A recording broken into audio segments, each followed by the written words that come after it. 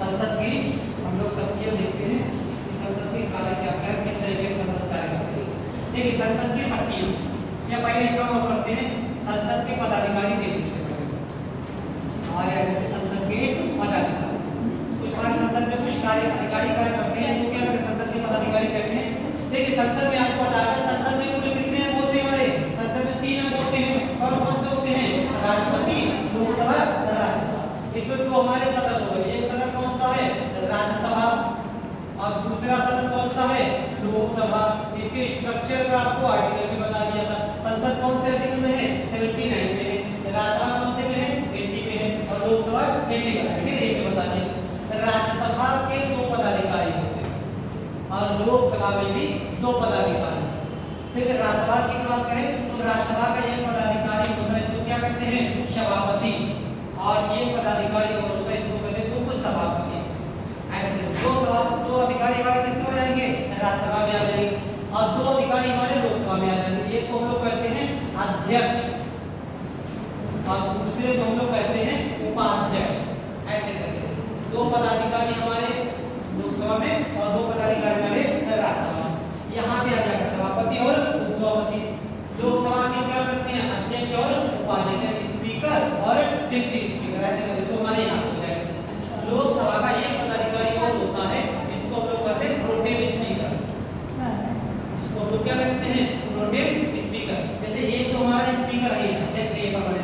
कई बार ऐसा होता है जब हमारी लोकसभा नई चुनती आती है, उस समय अध्यक्ष तो होता नहीं, तो उस समय इस लोकसभा को संचालित करने के लिए पदाधिकारी होता है, उसको क्या कहते हैं, प्रोटेम स्पीकर कहते हैं। जैसे मान लिया लोकसभा का कार्यकाल 5 वर्ष का है, लोकसभा का कार्यकाल 5 वर्ष का है, तो बीच में अगर लोकसभा विघटित हो रही है तो अध्यक्ष अपने पद से नहीं हटेगा, अध्यक्ष कार्यकारी नीति बना देगा। लेकिन अगर लोकसभा के 5 साल पूरे हो गए और वो विघटित कर दी गई तो लोकसभा के जितने चुनाव होते हैं उसके बाद लोकसभा की पहली मीटिंग की अध्यक्षता करने के लिए एक व्यक्ति होगा, जो कि अध्यक्ष तो उसका नहीं, अध्यक्ष का तो खाली हो गया। तो पहली मीटिंग की अध्यक्षता करने के लिए और लोकसभा सदस्यों को शपथ दिलाने के लिए जो एक व्यक्ति होता है उसको क्या कहते हैं, प्रोटेम स्पीकर कहते हैं। अस्थायी अध्यक्ष का अर्थ समझ सकते हैं, ठीक है, अस्थायी अध्यक्ष। इसके पास सभी अधिकार होते हैं जो अध्यक्ष के पास होते हैं, और ये अधिकार किसके पास होते हैं, प्रोटेम स्पीकर के पास होते हैं। लेकिन बच्चे होता है ये टेम्परेरी है और ये हमारा परमानेंट होता है। प्रोटेम स्पीकर का आपको ध्यान रखना है। पहली बात, प्रोटेम स्पीकर क्या काम करता है, ये सदस्यों को शपथ दिलाता है, शपथ दिलाना। ये काम तो प्रोटेम स्पीकर का ही हो गया, क्योंकि जितने भी हमारे नए सदस्य आए हुए हैं लोकसभा के, उन सभी सदस्यों को शपथ दिलाता है। दूसरा कार्य इसका क्या होता है, लोकसभा की पहली मीटिंग, लोकसभा की पहली मीटिंग की अध्यक्षता करना। ये 2 काम ये किसके हो जाएंगे, प्रोटेम स्पीकर। ठीक है, बस 2 काम ध्यान रखने। देखिए 2 काम आपको प्रोटेम स्पीकर के ध्यान रखने हैं। पहला कार्य कौन सा है, लोकसभा की जो नई लोकसभा चुनती आती है उस नई लोकसभा के सदस्यों को शपथ दिलाने का काम कौन करते हैं, प्रोटेम स्पीकर करते हैं। और दूसरा काम कौन सा करते हैं, लोकसभा की पहली मीटिंग की अध्यक्षता करते हैं। ये 2 काम करते हैं।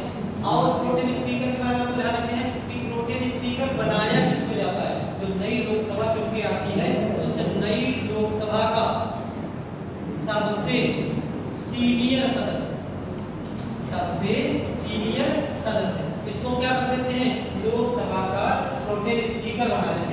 सीनियर का मतलब यहाँ पे उम्र से नहीं होता है कि उम्र ज्यादा हो वो सीनियर है। सीनियर का मतलब होगा कितनी बार आप लोकसभा के लिए सांसद बने, ठीक है। तो जितनी बार तो सबसे ज्यादा बार बनेगा उसी को क्या कर देंगे, लोकसभा का प्रोटेम स्पीकर बना देंगे।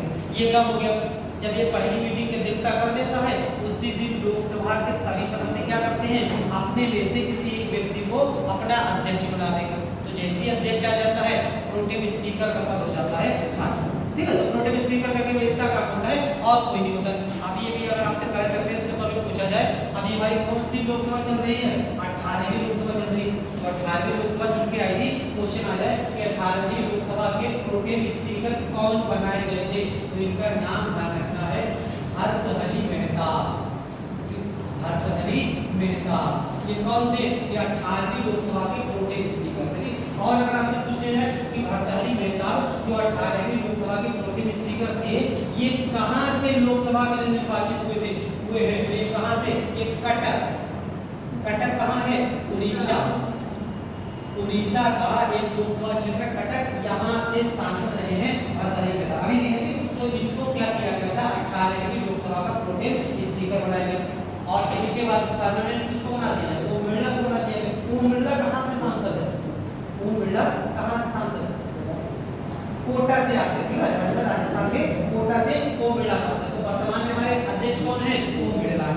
तो प्रोटेम स्पीकर का नाम को जरा पढ़ लेना। पहला पॉइंट कि नई लोकसभा के सबसे सीनियर सदस्य को क्या किया जाता है, प्रोटेम स्पीकर बना दिया जाता है। इसका काम क्या होता है, नई लोकसभा के सभी सदस्यों को शपथ दिलाना और लोकसभा की पहली मीटिंग की अध्यक्षता करना, दो ही काम इसके होते हैं, ठीक। आपसे अगर पूछ रहे थे कि वर्तमान में हमारी 18वीं लोकसभा है, इसके प्रोटेम स्पीकर कौन बनाए गए थे, भर्तृहरि मेहताब बनाए गए थे। कहाँ के सांसद हैं, कटक के सांसद, ठीक है। इतनी चीज यहाँ पे डाल देते। हम इनके परमानेंट के बारे में देख देते हैं। राज्यसभा में दो पदाधिकारी होते हैं, एक कौन से, सभापति, और दूसरे कौन से, उप सभापति। सभापति की बात करें तो राज्यसभा का सभापति कौन होता है, उपराष्ट्रपति। राज्यसभा के सभापति होते हैं उपराष्ट्रपति। पहला पॉइंट ये रहता है। तो मतलब सीधी सी की बात है, पहले क्वेश्चन प्रथम ने क्वेश्चन पूछा था कि निम्नलिखित में से कौन सा पदाधिकारी उस सदन की अध्यक्षता करता है लेकिन वहां का सदस्य नहीं होता है, क्वेश्चन पूछा गया यही होता है। राज्यसभा के सभापति होते हैं, ये उपराष्ट्रपति होते हैं, ये राज्यसभा के सदस्य नहीं होते, ठीक है। उपसभापति की बात करें तो राज्यसभा के लोग अपने ही सदस्यों में से किसी एक व्यक्ति को क्या करेंगे, अपना उपसभापति बनाएंगे। वर्तमान में कौन है, हरिवंश राय करके एक व्यक्ति है, वो कौन है, राज्यसभा के उपसभापति। तो अपने ही सदस्यों में से किसी एक व्यक्ति को क्या कर लेंगे, अपना उपसभापति बना लेंगे। इनका ध्यान रखना है, ये राज्यसभा के सदस्य, राज्यसभा के सदस्य नहीं होते, ध्यान रखना है। उपराष्ट्रपति होते हैं या राज्यसभा के सभापति होते हैं, ये राज्यसभा के सदस्य नहीं होते। उपसभापति कौन हो जाएंगे, ये राज्यसभा के सदस्य होंगे और राज्यसभा के लोग ही अपने सदस्यों में से यानी कि 245 सदस्य जो हैं उन्हीं में से किसी एक व्यक्ति को क्या कर देंगे, अपना उपसभापति बना लेंगे। अध्यक्ष की बात करें तो जब लोकसभा चुन के आ जाती है तो लोकसभा के ही सदस्य 543 सदस्य अपने सदस्यों में से ही किसी एक व्यक्ति को क्या करेंगे, अपना अध्यक्ष बना लेंगे। अपने सदस्यों में से ही किसी एक व्यक्ति को क्या करेंगे, अपना उपाध्यक्ष बना लेंगे। ये चीज हमें अध्यक्ष पद के लिए चुनाव कौन डिसाइड करता है, राष्ट्रपति, कि किस दिन अध्यक्ष पद के लिए चुनाव होंगे। लेकिन उपाध्यक्ष पद के लिए डेट कौन घोषित करता है, अध्यक्ष। अध्यक्ष बताएगा कि किस दिन उपाध्यक्ष पद के लिए चुनाव होंगे। तो ये तीन के तीनों कौन होते हैं, अपने अपने सदन के सदस्य होते हैं, लेकिन सभापति राज्यसभा का सदस्य नहीं होता, ठीक है। पहली बात तो सीधी सी बात है, सभापति पर वो नियम लागू होंगे जो उपराष्ट्रपति के होते हैं, ठीक है। यहाँ पे एक चीज है, जब भी आपसे सभापति का क्वेश्चन आए तो सभापति पे क्वेश्चन अगर आए तो आप उपराष्ट्रपति को दिमाग में लगा के अगर क्वेश्चन सॉल्व करोगे क्वेश्चन सही हो जाएगा, और राज्यसभा को दिमाग में लगा के क्वेश्चन सॉल्व करोगे क्वेश्चन 99% गलत हो जाएगा, ठीक। जैसे मान लिया ऐसे करके क्वेश्चन आ जाए कि लोकसभा का अध्यक्ष लोकसभा का सदस्य होता है, ये एक स्टेटमेंट हो गया। दूसरा स्टेटमेंट दे दिया कि राज्यसभा का उपसभापति राज्यसभा का सदस्य होता है, दूसरा स्टेटमेंट हो गया। तीसरा स्टेटमेंट आएगा कि राज्यसभा का सभापति राज्यसभा का सदस्य होता है, तो राज्यसभा दिमाग में है तो क्वेश्चन क्या हो जाएगा, गलत हो जाएगा। राज्यसभा का सभापति राज्यसभा का सदस्य नहीं होता। या फिर कार्यकाल पूछ लिया जाए, जैसे मान लिया क्वेश्चन आ जाए कि कौन सा कथन सही है या कौन सा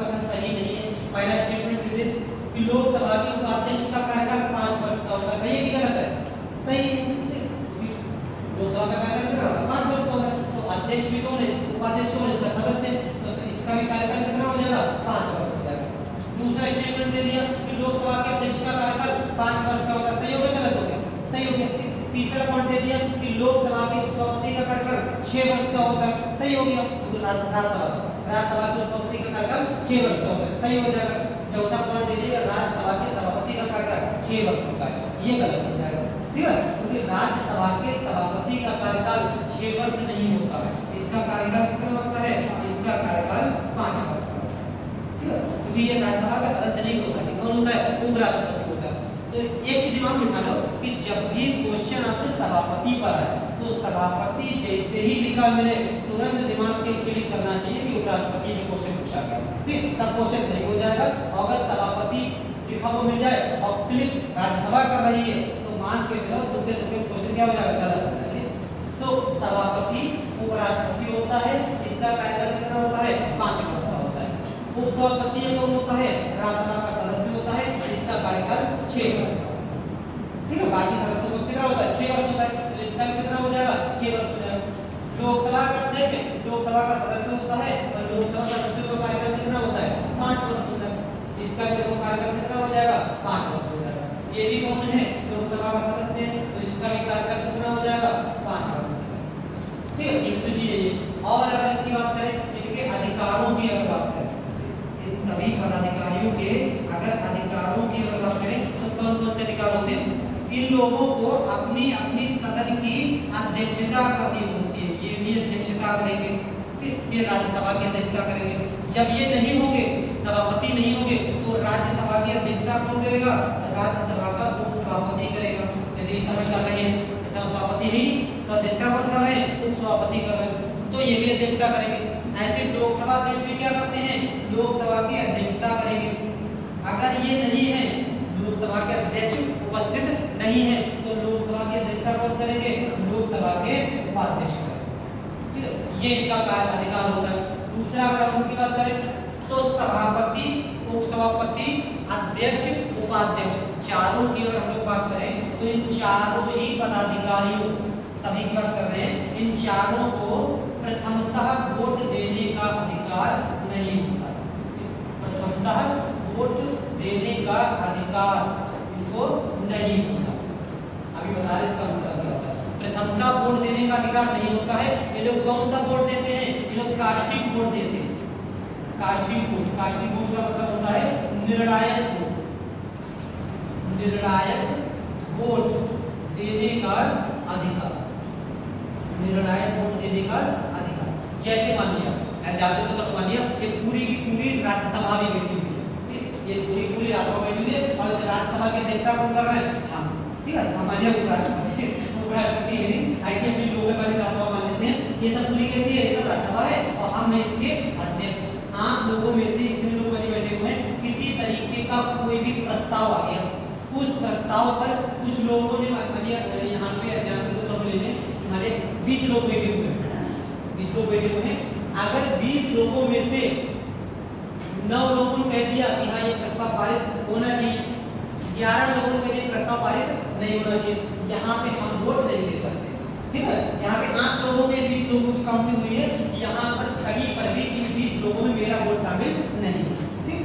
लेकिन अगर यहीं पर सिचुएशन 10-10 की बन जाए, ठीक है, 10 लोग पक्ष में 10 लोग विपक्ष में, तब हम देंगे निर्णायक वोट, ठीक है। इसको प्रथमता वोट देने का अधिकार मेरे पास नहीं होता है। हमारे पास कौन सा अधिकार है, कास्टिंग वोट, निर्णायक वोट देने का अधिकार होता है। मतलब जब मत बराबर की स्थिति होगी, दोनों पक्ष बराबर हो जाएंगे, तब हम वोट देंगे। ये किसके पास अधिकार है, चारों के पास अधिकार। जो अध्यक्षता कर रहा होगा उसके पास अधिकार होता है कि जब भी किसी विधेयक या किसी प्रस्ताव पर चर्चा होगी, उस पर वोटिंग होगी, उस पर ये लोग प्रथमतः वोट नहीं दे सकते। ये लोग कौन सा वोट देते हैं, निर्णायक वोट देते हैं। निर्णायक वोट किसको बोलते हैं, जब मत बराबर की स्थिति होती है उसको बोलते हैं निर्णायक वोट। तो ये तो इन लोगों के कार्यकाल हो गए, अधिकार हो गए। अब इनको हटाने की भी कुछ प्रक्रिया हो सकती है, भाई हटाने तो सकते हैं, ऐसा थोड़ी कि एक बार बना दिया तो बस हमको हो गए 5 साल 6 साल के बीच में हटा नहीं सकते। तो हटाने की क्या प्रक्रिया होगी, इसको देख लेते हैं। इसको लिख लिया, लिख लो, एक एक करके इसी करके बना लो। ये उपराष्ट्रपति हो, ऐसे करके लिख लेंगे, नहीं ऐसे करके लिख लो। सभापति कौन है, उपराष्ट्रपति, बाकी तीनों कौन है, सदस्य अपने अपने सदस्य के। कार्यकाल इसका 5 वर्ष और इनका 6 वर्ष, इन दोनों का भी क्या होता है 5 वर्ष। इनके अधिकार के तौर पे सब क्या करते हैं, अपने अपने सदन की अध्यक्षता करते हैं। दूसरी उसके बाद सबको प्रथमता वोट देने का अधिकार नहीं होता है। ये लोग क्या करते हैं, निर्णायक वोट देने का अधिकार, ठीक, नोट कर लो इसको, तभी इनको हटाते हैं। इसको इसी को नोट कर लो।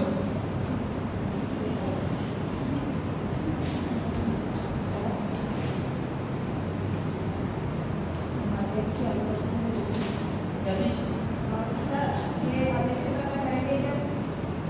जैसे ये नहीं होगी तब हम दोनों एक साथ नहीं करेंगे, दोनों एक साथ, जैसे मान हम अगर उपस्थित हैं तो हमारी जगह पर निष्ठा कौन करेंगे, नहीं उत्तर करेंगे, वो उपस्थित है उनकी जगह कौन करेंगे, हम करेंगे, ठीक। तो जो व्यक्ति उपस्थित होगा वो निष्ठा करेगा, अगर ये उपस्थित है तो यही करेंगे, अगर ये नहीं है तो कौन करेंगे, तो ये करेंगे, ऐसे करके यहाँ पे वैसे तो ये करेंगे, ये नहीं है तो कौन करेंगे, तो ये करेंगे।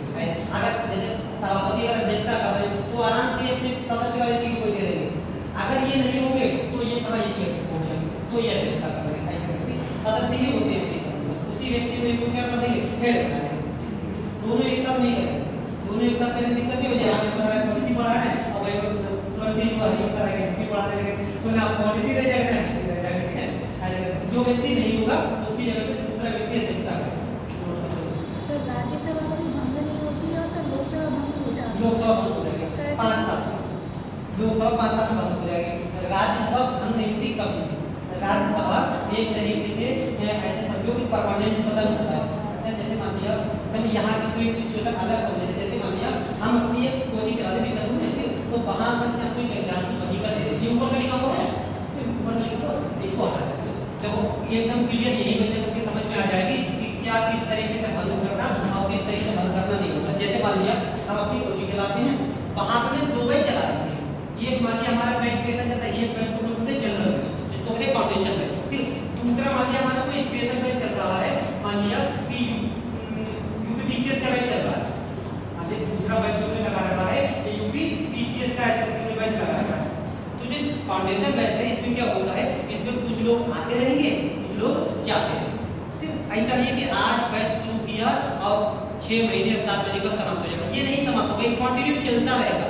इसमें कुछ लोग आएंगे कुछ लोग जाएंगे, ठीक। लेकिन जो यूपीपीसीएस का बैच है इसको हमने क्या किया, सिलेबस कंप्लीट हो जाएगा 10 महीने 12 महीने 15 महीने इसका कर दिया जाएगा रिटर्न, ठीक है। और ये बार हमारा परमानेंट बना रहेगा।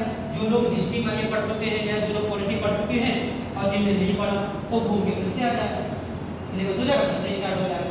तो ये क्या है, ये राज्यसभा परमानेंट कंटिन्यू चल रही है, कभी समाप्त नहीं होगी, ठीक। कुछ लोग आए हैं कुछ लोग जाए, कुछ लोग आ रहे हैं कुछ लोग जाए, लेकिन जो यूपीपीसीएस वाला बैच है कैसा, ये लोकसभा कोर्स कंप्लीट हो जाएगा, इसको रिटर्न कर दिया जाएगा, नया बैच स्टार्ट कर देंगे। कोई चीज यहाँ पर होती है, जो लोकसभा है इसका कार्यकाल 5 वर्ष का होता है, 5 वर्ष तक इसको समाप्त कर दिया जाएगा, नई लोकसभा वाली आ जाएगी। लेकिन राज्यसभा हमारी कैसी है, परमानेंट है, 2 साल के बाद 1/3 जा रहे हैं और 1/3 आ रहे हैं, पूरे हो गए, वैसे करके जनरल वैसे हो गए, ठीक है, क्लियर है।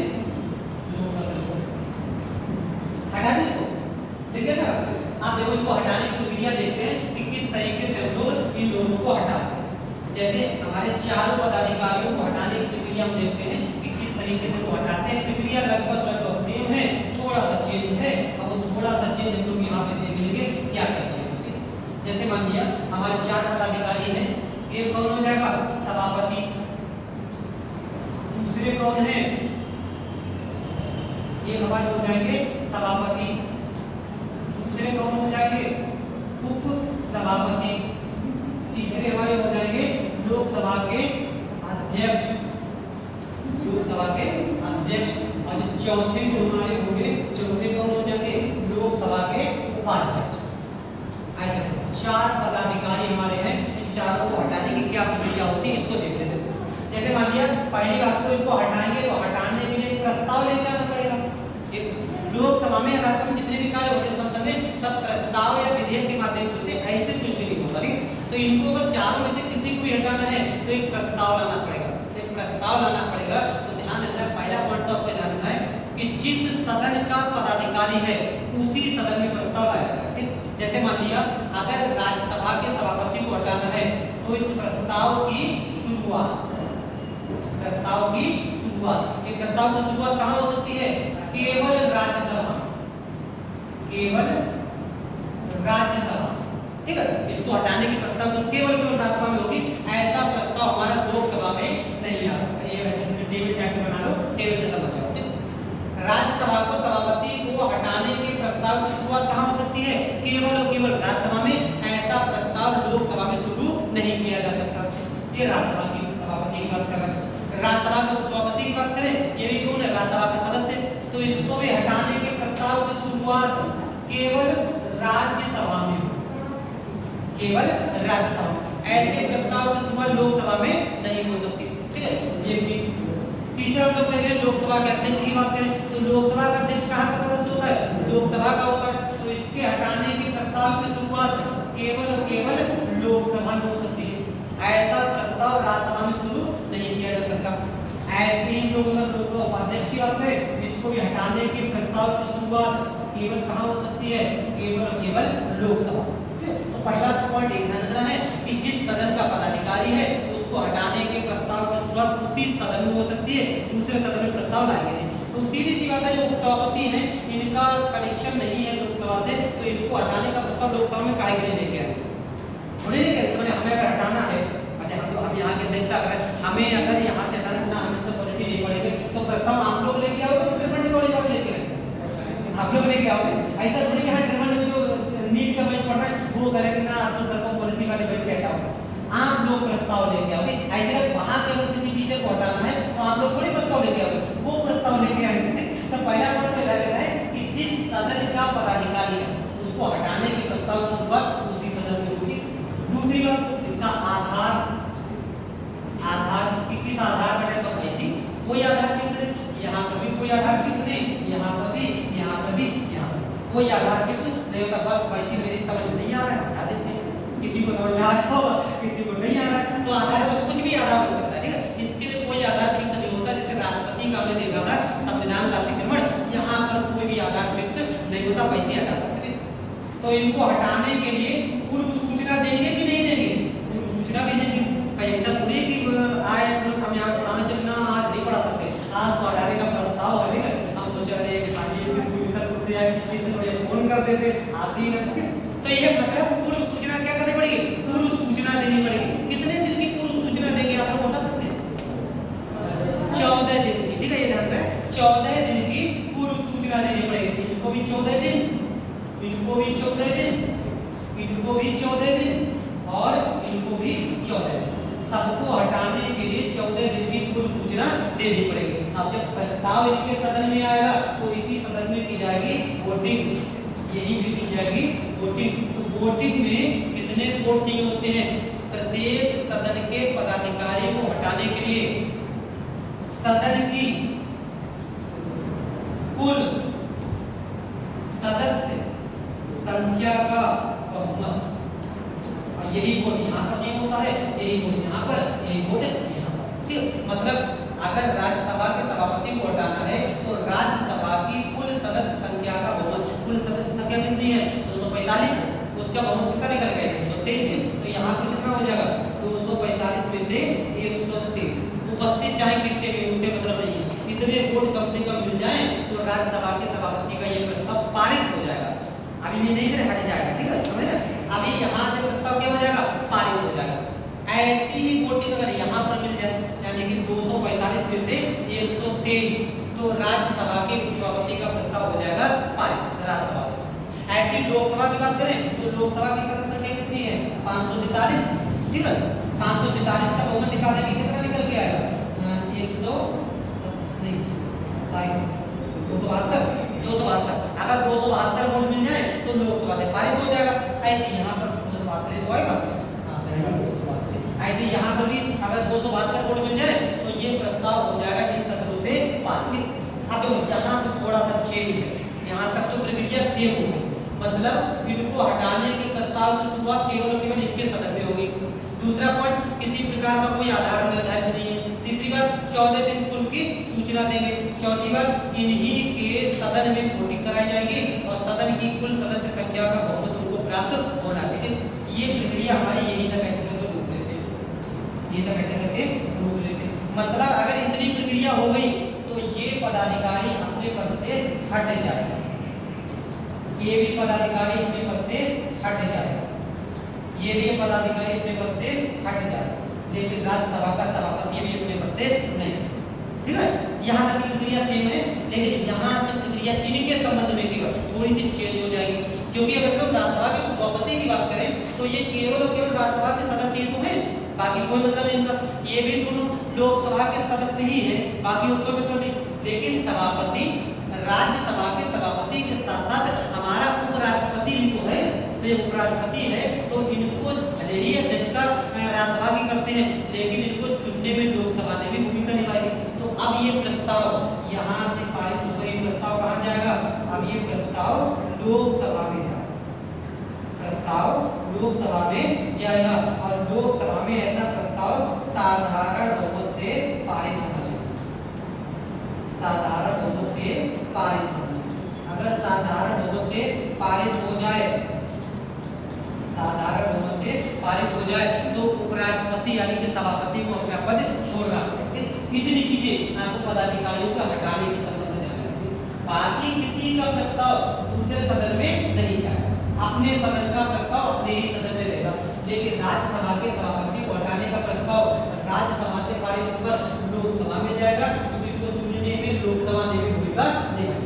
ठीक है, इतनी चीजें आपको ध्यान रखना। एक्सेल के टेबल से बना लो, टेबल के माध्यम से निकल आ जाएगा समझ में, टेबल के माध्यम से आ जाएगा, फिर टेबल से ये हमने करके से पॉइंट करना चाहिए, ये जैसे डिटेल में जा सकते हैं, ऐसे कोई बना लो।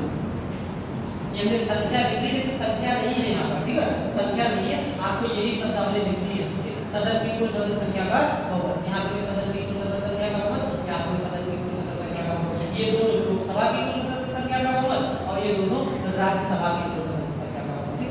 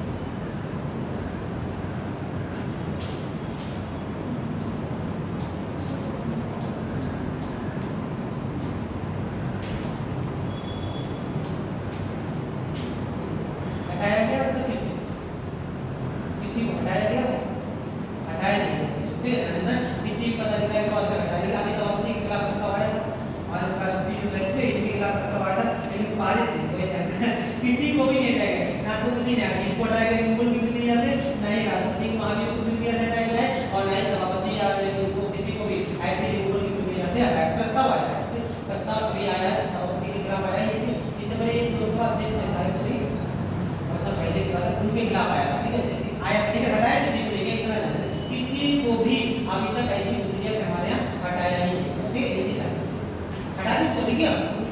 देखो इसके आगे ये हमारे हो गए दोनों सदनों के पदाधिकारी। इतनी चीजें आपको पदाधिकारियों के बारे में जान रही है कि पदाधिकारियों का क्या क्या कार्य है, कैसे कैसे करके इनको हटाया है। अब हम लोग देख लेते हैं संसद के कार्य, संसद के कार्य कौन कौन से कार्य कैसे कैसे करके संसद के द्वारा किए जाते हैं।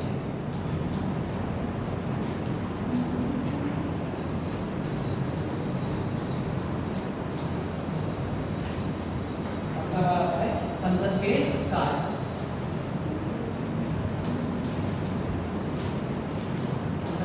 तो स्टार्टिंग में आपको बताया था शासन प्रणाली के तीन पहले कौन सी कार्यपालिका, विधायिका, न्यायपालिका। इन तीनों में से संसद कौन से हिस्से में आता है? कार्यपालिका, विधायिका, न्यायपालिका। संसद क्या होती है? कार्यपालिका होती है, विधायिका होती है, न्यायपालिका होती है। विधायिका होती है, कार्यपालिका तो लोग पढ़ चुके हैं, ठीक है, क्या चलती हमारी ये सब विधायिका चल रही है। संसद हमारे केंद्र की विधायिका होती है और विधायिका का काम क्या होता है? विधान बनाना, कानून बनाना। तो इसके कार्य क्या कहलाते हैं? इसके कार्य विधायी कार्य कहलाते हैं। इसके कार्य को क्या कहते हैं? सामान्यतः विधायी कार्य, विधायी कार्य, विधायी कार्य दोनों लोग मिलकर करते हैं, लेकिन संसद में राज्यसभा और लोकसभा दोनों मिलकर कार्य करते हैं, उसके बाद राष्ट्रपति की अनुमति लेते हैं। इस तरीके से काम होता है। लेकिन अगर यहाँ पे देखें तो कुछ कार्य हमारे ऐसे होते हैं जो लोकसभा को प्राप्त नहीं होते हैं, वो राज्यसभा को प्राप्त होते हैं। तो यहाँ पर इनके कार्यों को हम लोग कार्य हैं, इन सभी कार्यों को हम लोग इसको बांट देते हैं। एक हमारे कार्य कहलाते हैं विशेष कार्य, विशेष कार्य या विशेष अधिकार, और दूसरे हमारे हो जाते हैं विधायी कार्य, विधायी कार्य या सामान्य कार्य, जो दोनों सदनों को प्राप्त है। विधायी कार्य हमारे लोकसभा और राज्यसभा दोनों एक साथ मिलकर करते हैं, लेकिन विशेष कार्य कुछ ऐसे हैं जिनको केवल और केवल राज्यसभा करती है, लोकसभा ऐसे कार्य नहीं करती। यहाँ पर आपको दो आर्टिकल ध्यान रखने पड़ेंगे। हमारे विशेष अधिकार है, यहाँ पर एक आर्टिकल ध्यान रखना है, आर्टिकल 249, एक दूसरा आर्टिकल ध्यान रखना है, आर्टिकल 312। ठीक, दो आर्टिकल आप लोगों को ध्यान रखना है।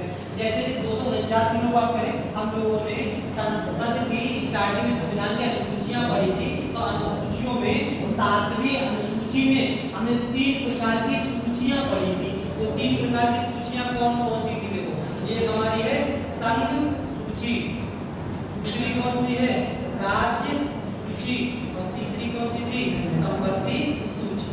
ऐसे करके 3 सूचियां होती थी। तीनों सूचियों के बारे में बता दो। संघ सूची में कानून कौन बनाता है? संसद बनाएगी। ठीक है, राज्य सूची पे राज्य का विधानमंडल, और संपत्ति सूची पे दोनों। लड़ाई हो गया तो संसद का माना जाएगा।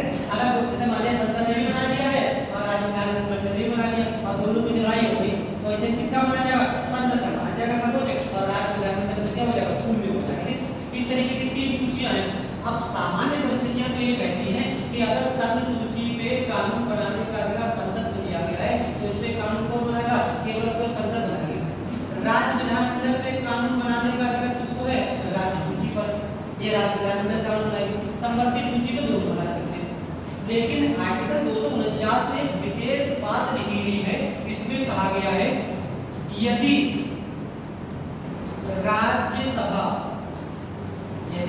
राज्यसभा प्रेजेंट एंड वोटिंग के 2/3 बहुमत से, तो बहुमत जितने भी आ रहे हैं जगह जगह, ये बहुमत शब्द ध्यान रखना है कि कौन से बहुमत से क्या कार्य होता है। यदि ये पीसीएस में एक बार खाली बहुमत पूछा था इसका, यदि राज्यसभा प्रेजेंट एंड वोटिंग के 2/3 बहुमत से कोई प्रस्ताव पारित करके, कोई प्रस्ताव पारित करके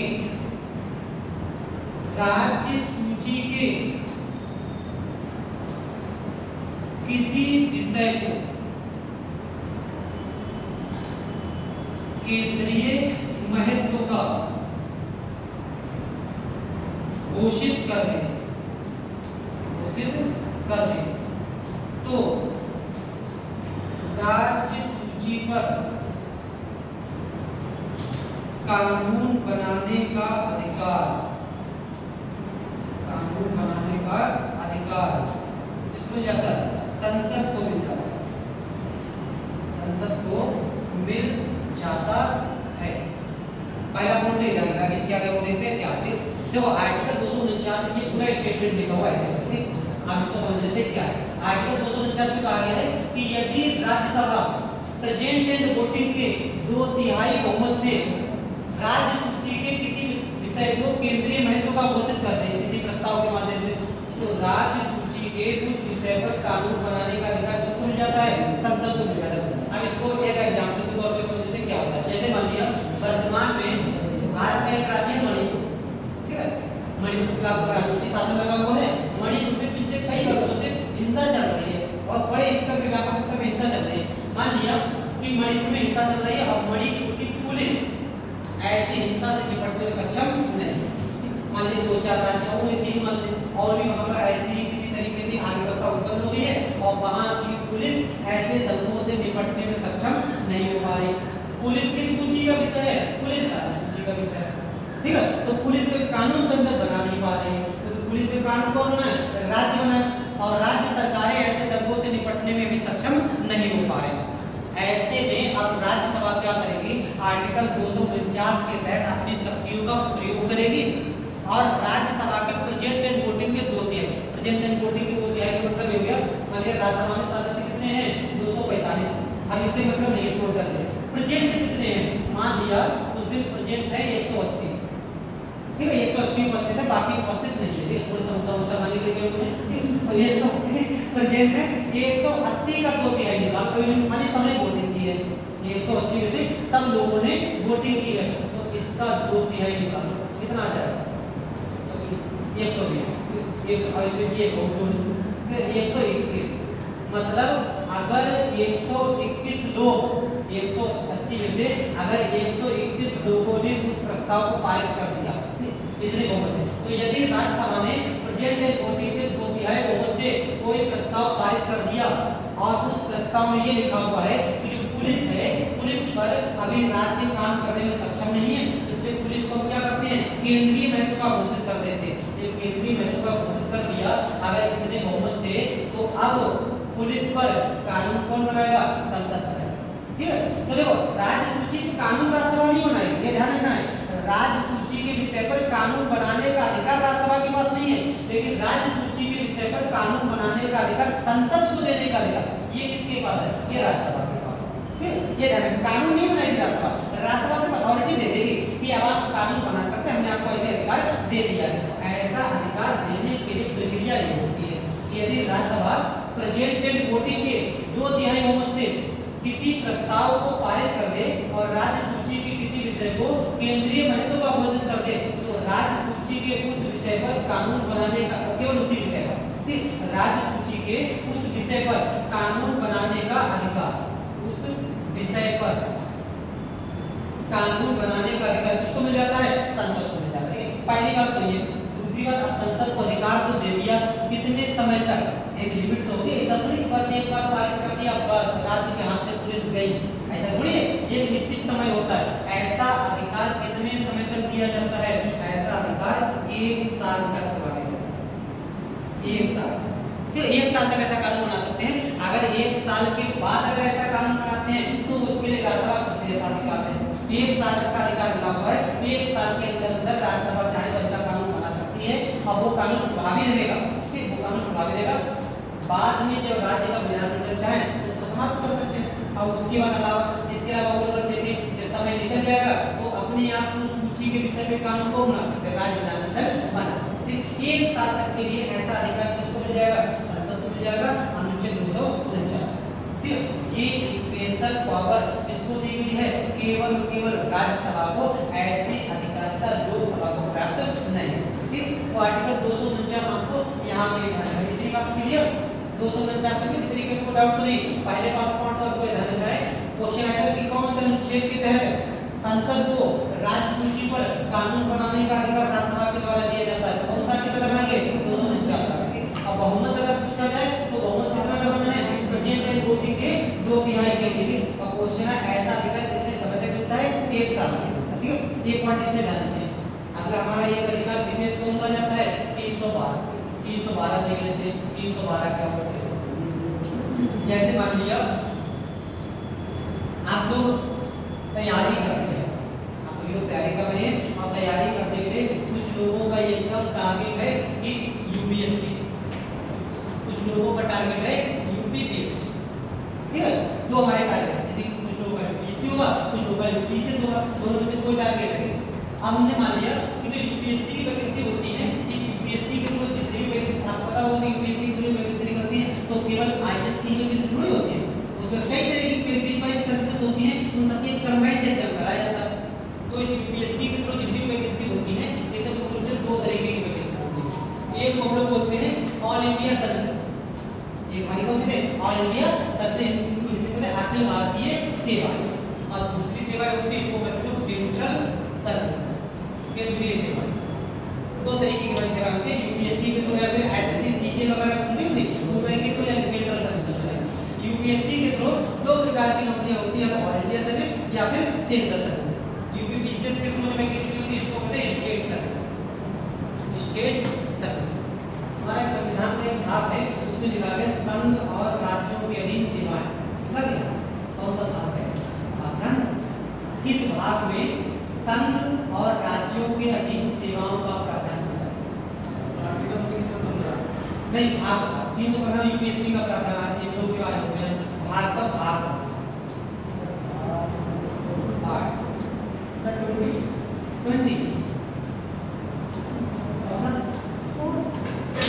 20 पीछे आएगा 15 की है, 15 है भाग लेकिन 15 में ये नहीं है, 15 में विभाजन आएगा 14 है, ठीक है। भाग 14 में हमारा ये राज्य से संघ और राज्यों के लिए सेवा ये दी गई, ठीक है। 315 उसमें हमारा एक आयोग का प्रावधान है, तो उसके बाद आयोग। तो देखो स्टेट वहीं पे सब दिया गया है, ठीक है। ये सब कॉन्सेप्ट हमारा वहीं पे। तो स्टेट सर्विसेज होती हैं, सेंट्रल सर्विसेज होती हैं, और तीसरी कौन सी है, ऑल इंडिया सर्विसेज होती है। वर्तमान में हमारे पास 3 ऑल इंडिया सर्विसेज होती है। इंडिया की बात करें तो 3 ऑल इंडिया सर्विसेज है, एक होती है आईएएस, आईपीएस और तीसरी होती है IAF, Indian police service, Indian administrative service और इंडियन फॉरेस्ट सर्विस। 3 सेवाएं।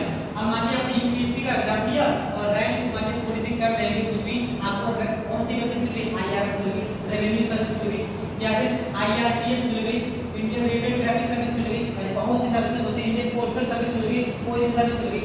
तो इन 3 को छोड़कर अगर कोई आईएफएस वाला तो एग्जाम ही अलग होता है, इन 3 को छोड़कर बाकी कोई भी अगर वैकेंसी अगर मिली है तो कौन सी सर्विस कहलाएगी, सेंट्रल सर्विस कहलाएगी। इन 3 में अगर आप सेलेक्ट हो तो कौन सी कहलाएगी, ऑल इंडिया सर्विसेज कहलाएगी। यूपीपीसीएस में अगर सेलेक्ट हो तो कौन सी कहलाएगी, स्टेट सर्विस कहलाएगी।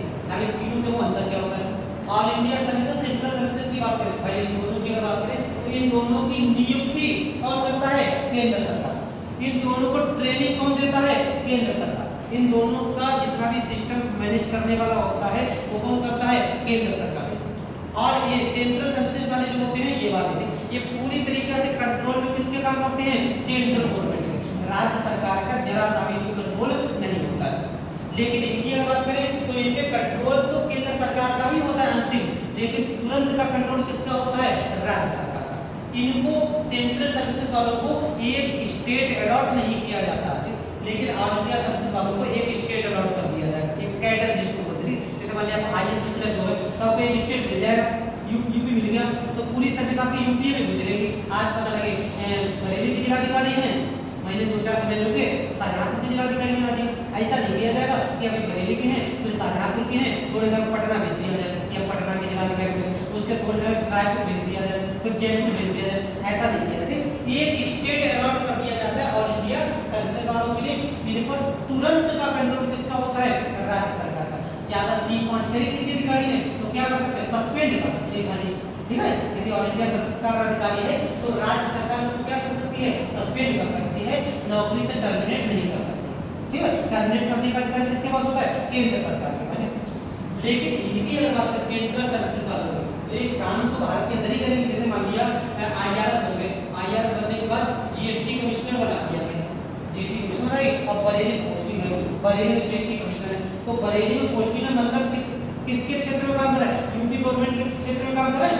लेकिन यूपी गवर्नमेंट का कोई यहाँ पर वो नहीं, ठीक, यूपी गवर्नमेंट कुछ भी नहीं कर रहा है, क्योंकि ये किसके अधिकारी हैं, ये केंद्र सरकार के अधिकारी, ठीक। ये किसको रिस्पॉन्सिबल है, केंद्र सरकार को रिस्पॉन्सिबल है, यूपी गवर्नमेंट का जरा सा भी हस्तक्षेप के मामले में नहीं है।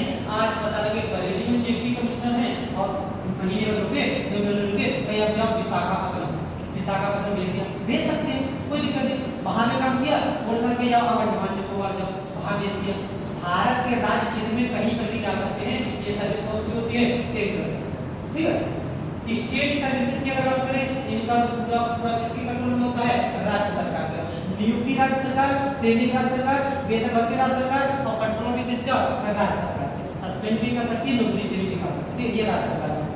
अभी तक की सिचुएशन में हमारे पास कितनी ऑल इंडिया सर्विसेज है, 3 है। आपको स्टार्टिंग में बताई थी हमारे पास जो ऑल इंडिया सर्विसेज होती है ये तरीके से भारत के यूनिटरी सिस्टम को रिप्रेजेंट करती है, पता नहीं होता है ये तरीके फेडरल और फेडरल यूनिटरी। तो ऑल इंडिया सर्विसेज भारत के यूनिटरी सिस्टम को रिप्रेजेंट करती है। कैसे करते हैं, यूपी है, ठीक है, यूपी है। पुलिस किसकी है, राज्य की है। पूरी पुलिस किसके कंट्रोल में काम करेगी, राज्य के कंट्रोल में काम करेगी। लेकिन पुलिस को कंट्रोल करने वाले जो अधिकारी हैं, एसपी कौन होते हैं, आईपीएस होते हैं, केंद्र सरकार के कर्मचारी। तो आप पुलिस किसके कंट्रोल में काम कर रही है, इनडायरेक्टली केंद्र सरकार। पुलिस राज्य की है लेकिन इनडायरेक्टली किसके कंट्रोल में काम कर रही है, केंद्र सरकार के कंट्रोल में काम कर रही है। तो ये कई बार हमारे यहाँ यूनिटरी सिस्टम को रिप्रेजेंट करते हैं। तो राज्यों पर अपनी पकड़ मजबूत बनाए रखने के लिए ऑल इंडिया सर्विसेज जरूरी होती है, ठीक है। राज्यों में अपनी पकड़ मजबूत बनाए रखने के लिए ऑल इंडिया सर्विसेज जरूरी होती है, क्योंकि सेंट्रल सर्विसेज में तो राज्य का कोई मतलब नहीं, ये राज्य अपना काम ही नहीं कराते। लेकिन ऑल इंडिया सर्विसेज में ऐसा काम कराया जाता है, पूरा सिस्टम को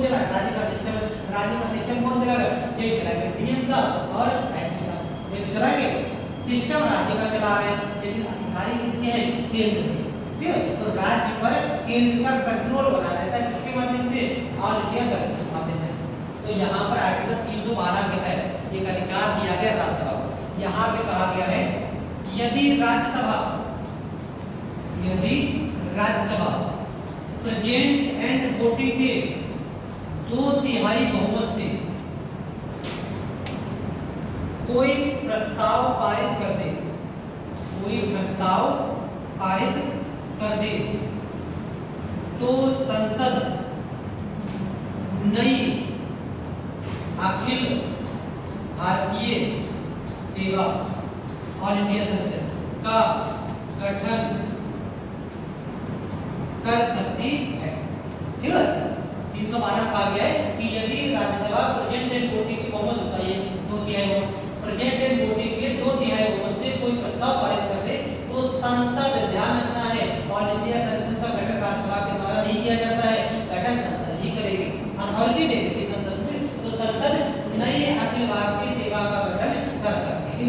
तो आपको आर्टिकल यहाँ पे ध्यान रखना है कि स्पेशल पावर है जिसके पास, राज्यसभा के पास ऐसे अधिकार लोकसभा को प्राप्त नहीं होते, ऐसे अधिकार केवल किसको प्राप्त है? राज्यसभा। ठीक है, इतनी बातें आपको 249 और 312 ध्यान देंगे इसी करके, यही ध्यान देंगे, घर पर भी ध्यान देंगे, घर पर भी ध्यान देंगे, घर पर भी ध्यान दें, ज्यादा बढ़िया है। तो उसको इसी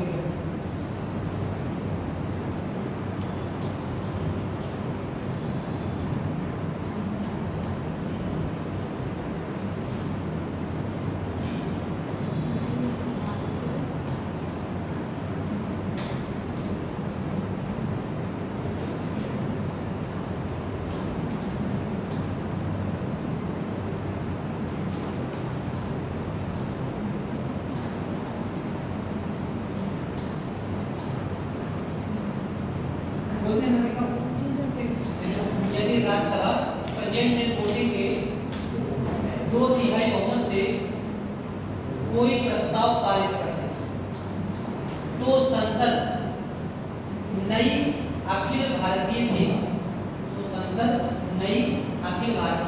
सेवा, का गठन कर सकती है।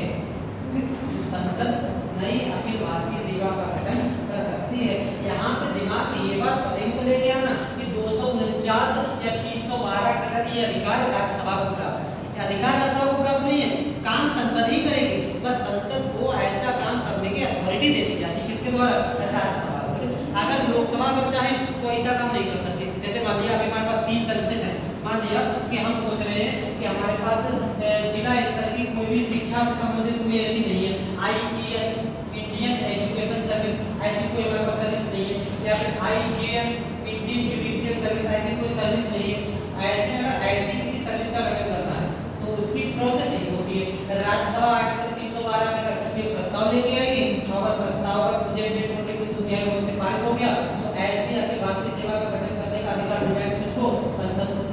गठन नहीं हो गया, ठीक है, गठन नहीं हुआ, बस अधिकार दे दिया। अब संसद प्रस्ताव लेके आए कि हाँ नई अखिल भारतीय IGS का गठन किया जाता है, तो जो है हमें संसद प्रस्ताव लेके आएगी और संसद में अगर ये बहुमत से पारित हो जाए, साधारण जैसा कि प्रस्ताव लेके आगे से पारित हो जाए तो क्या हो जाएगा? नई अखिल भारतीय सेवा का गठन कर दिया जाएगा। ठीक, इसी तरीके ये हमारे विशेष अधिकार प्राप्त होते हैं किसको? राज्यसभा। हम लोग देख लेते हैं जो सामान्य अधिकार प्राप्त होते हैं। सामान्य अधिकार कैसे हैं? सामान्य अधिकार होने वाले विधायी, मतलब कानून बनाने का अधिकार। तो लोकसभा हो या राज्यसभा हो, दोनों के पास जो अधिकार है उनको क्या कहते हैं? विधायी अधिकार कहते हैं। अब ये पहले विधेयक देख लेते हैं कि संसद में कितने प्रकार के कैसे कैसे तरीके के विधेयक आ सकते हैं। तो संसद में पारित किए जाने वाले विधेयक अलग अलग तरीके के होते हैं। एक तो हम करते हैं साधारण विधेयक, साधारण विधेयक, ऑर्डिनरी बिल, ये हमारा हो जाएगा साधारण विधेयक, ऑर्डिनरी विधेयक। दूसरा कौन सा हो जाएगा? दूसरे को हम लोग कहते हैं धन विधेयक, मनी बिल, दूसरा हमारा हो जाएगा धन विधेयक। तीसरे को हम लोग कहते हैं वित्त विधेयक, बीच में छूट गया। तीसरे को लोग कहते हैं वार्षिक वित्तीय विवरण, वार्षिक वित्तीय विवरण। वार्षिक वित्तीय विवरण भी सुना है, किसको कहते हैं? वार्षिक वित्तीय विवरण किसको कहते हैं? बजट को कहते हैं। ठीक है, ध्यान रखना है हमारे संविधान में कहीं भी बजट शब्द नहीं लिखा हुआ है। ठीक है, ये बजट शब्द तो फ्रांस से लिया गया, हमारे संविधान में शब्द लिखा हुआ कौन सा है? वार्षिक वित्तीय विवरण। हम लोग कह देते हैं सामान्य बोलचाल के क्या कहते हैं? बजट कहते हैं। तो वार्षिक वित्तीय विवरण तीसरा बजट ये होता है। चौथा कौन सा होता है? चौथे को बोलते हैं वित्त विधेयक।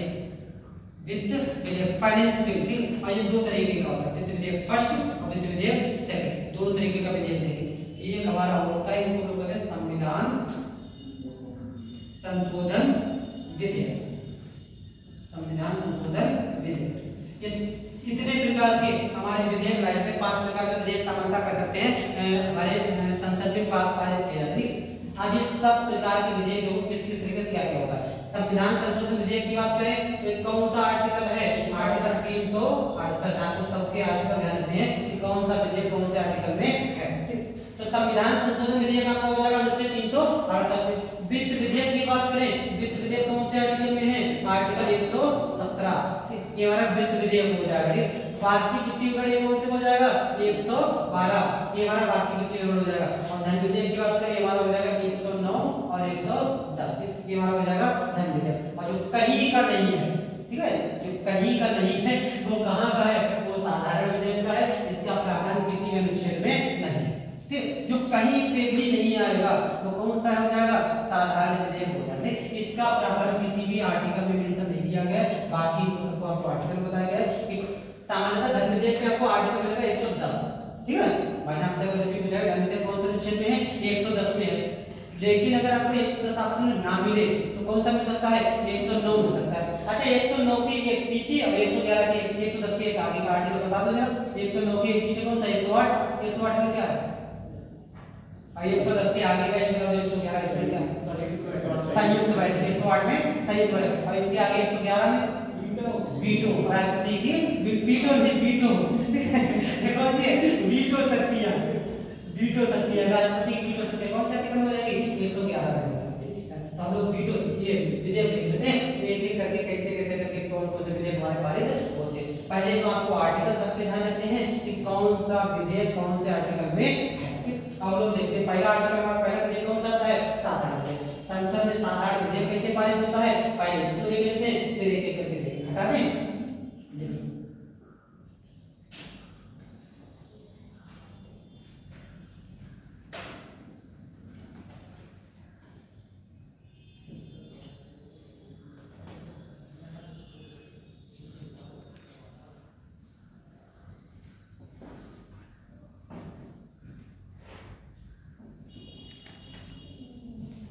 तो इसकी हेडिंग क्या डालेंगे? विधायी प्रक्रिया। हाँ हेडिंग से डालो या विधायी शक्ति। संसद की विधायी शक्ति, उसमें ये सभी विधेयक प्रस्तुत करेंगे। हटा दें, ठीक है। अब देखो ये करके देखते हैं। पहला विधेयक कौन सा हमारा? साधारण। पहला विधेयक साधारण, और साधारण को किस तरीके से पारित करते हैं, फिर दूसरा विधेयक देखेंगे। सब विधेयकों की प्रक्रिया अलग अलग होती है और कहां से आपसे कैसे कैसे करके क्वेश्चन मिलते हैं ये भी अभी डिस्कस कर ले। अभी आपको बता दें सारी चीजें। देखो साधारण विधेयक की बात करें तो पहला पॉइंट तो आपको ध्यान रखना है कि साधारण विधेयक संसद के किसी भी सदन में लाया जा सकता है। किसी भी सदन में लाया जा सकता है, चाहे लोकसभा में लाया जाए चाहे राज्यसभा में लाया जाए, किसी भी सदन में साधारण विधेयक को ला सकते हैं। पहला पॉइंट। दूसरा पॉइंट आपको ध्यान रखना है कि जैसे मान लिया साधारण विधेयक की शुरुआत होती है लोकसभा से। एग्जाम्पल कभी भी लेते हैं कि साधारण विधेयक हमारा कहां आया है? लोकसभा में आया है, और लोकसभा से पारित होकर ये कहां पहुंचा है? राज्यसभा में पहुंचा है। कोई विधेयक किस तरीके से पारित होता है? मान लीजिए लोकसभा में आएगा और लोकसभा से कहां जाएगा? राज्यसभा में जाएगा, और राज्यसभा से पारित होकर अब ये कहां जाएगा? राष्ट्रपति के पास जाएगा। राष्ट्रपति के पास जाएगा। ये तो प्रक्रिया होती है। मान लिया कोई विधेयक लोकसभा से पारित होकर राज्यसभा के पास गया, तो राज्यसभा के पास जा रहा है और राष्ट्रपति के पास वाली बात मिल जाए तो राज्यसभा में कौन कौन सी प्रक्रिया हो सकती है? पहली प्रक्रिया तो ये हो सकती है कि राज्यसभा उस विधेयक को पारित कर दे, ठीक है। अगर राज्यसभा ने उस विधेयक को पारित कर दिया, किसी तरीके की कोई लड़ाई झगड़ा नहीं, कुछ नहीं, अब ये विधेयक कहां चला जाएगा? राष्ट्रपति के पास, ठीक है। पहली प्रक्रिया तो ये होगी। दूसरा विकल्प राज्यसभा के पास ये है कि राज्यसभा उस विधेयक को खारिज कर सकती है। लोकसभा ने पारित किया, राज्यसभा उस विधेयक को खारिज कर सकती है, किसी प्रकार की कोई इसमें दिक्कत नहीं है। तो मान लिया लोकसभा से राज्यसभा में पहुंचा और राज्यसभा ने उसको पारित कर दिया, तब ये कहां पहुंच जाएगा, राष्ट्रपति के पास पहुंच जाएगा। दूसरा राज्यसभा ने क्या किया, उसको खारिज कर दिया, और खारिज कर दिया तो यही पे हो जाएगी दिक्कत, ठीक है, क्योंकि लोकसभा उस विधेयक को पारित कर रही है, राज्यसभा उस विधेयक को खारिज कर रही है। मान लीजिए ये लोकसभा बैठी हुई है इधर और ये राज्यसभा बैठी हुई है, इन लोगों ने जो पारित कर दिया और इधर पहुंचा, ये लोगों ने खारिज कर दिया। ये कह रहे हैं नहीं पारित करेंगे, ये कह रहे हैं खारिज करेंगे, लड़ाई हो जाएगी नहीं हो जाएगी, ठीक है, लड़ाई हो जाएगी। तो ये तो सिचुएशन ये यहाँ पे लोग लगा देते क्वेश्चन मार्क कि दिक्कत वाली सिचुएशन, ठीक है। एक सिचुएशन और ये हो सकती है कि मान लिया राज्यसभा ने उस विधेयक को क्या कर दिया, संशोधित कर दिया, राज्यसभा ने उस विधेयक को संशोधित कर दिया, इन लोगों ने उस विधेयक को पारित किया, उसमें 6 कॉन्सेप्ट थे, जब इधर पारित किया तो ना 6 बढ़िया नहीं है, 5वां गड़बड़ है, ऐसा करते हैं 5 ही पारित करते हैं और 5वां क्या करते हैं, 5 को हटा देते हैं। ये करना 6 के 6 होने चाहिए, ये करना 5 होने चाहिए, लड़ाई हो जाएगी कि नहीं हो जाएगी, यहाँ पर क्या हो जाएगी, लड़ाई हो जाएगी, ठीक। ये सिचुएशन हो। तीसरी सिचुएशन और एक हो सकती है, जैसे मान लिया इन लोगों ने पारित किया, इनके पास पहुंचा, ये कुछ नहीं कर रहे हैं, ना तो पारित कर रहे हैं, ना खारिज कर रहे हैं, ना संशोधित कर रहे हैं, कुछ नहीं कर रहे हैं, मतलब रोक लिया, उस विधेयक को रोक लिया। अब ये कह रहे हैं पारित करो ना, ये कह रहे हैं कर देंगे, सबर करो, ये भी कुछ नहीं कर रहे हैं, ऐसे भी क्या हो जाएगी, लड़ाई हो जाएगी। ये कह रहे हैं पारित हो जाए, जिससे उनका आगे बढ़े, ये कह रहे हैं कर देंगे, तो ऐसे क्या हो जाए, लड़ाई हो जाएगी। तो 3 सिचुएशन, पारित कर दिया तब तुमको दिक्कत नहीं, सीधे कहां चला जाएगा, राष्ट्रपति के पास चला जाएगा। लेकिन अगर ये वाली 3 सिचुएशन आ गई तो हो जाएगी दिक्कत। अब देखो किस तरीके, अब क्या होगा, अगर उस विधेयक को राज्यसभा ने रोक लिया तो मैक्सिमम कितने समय तक रोक सकती है, 6 माह तक, ठीक है, 6 माह, 6 महीने तक अगर रोकेंगे तो नहीं लड़ेंगे, 6 महीने से ज्यादा अगर रोक लिया तो लड़ाई करेंगे, ठीक। तो 6 महीने तक मैक्सिमम राज्यसभा किसी भी साधारण विधेयक को रोक सकती है। अगर 6 महीने के अंदर पारित नहीं किया, अब दिक्कत हो जाएगी, तो दिक्कत की सिचुएशन में क्या किया जाएगा, दिक्कत की सिचुएशन में राष्ट्रपति, दिक्कत की सिचुएशन में राष्ट्रपति क्या करेंगे, आर्टिकल 108 के तहत संयुक्त बैठक बुलाएंगे, संयुक्त बैठक, ठीक है। अभी ये कह रहे हैं 5 और 6 होने चाहिए, ये कह रहे हैं 5 होने चाहिए, हम कहें ठीक है इकट्ठे आके बैठ जाओ, पूछेंगे क्या 5 होने चाहिए कि 6 होने चाहिए, सबसे इकट्ठी वोटिंग करा लेंगे। इसको क्या कहते हैं, संयुक्त बैठक। संयुक्त बैठक के बारे में बता दो, कहां से ली गई है संयुक्त बैठक, संयुक्त बैठक का प्रावधान कहां से लिया गया है, अमेरिका से,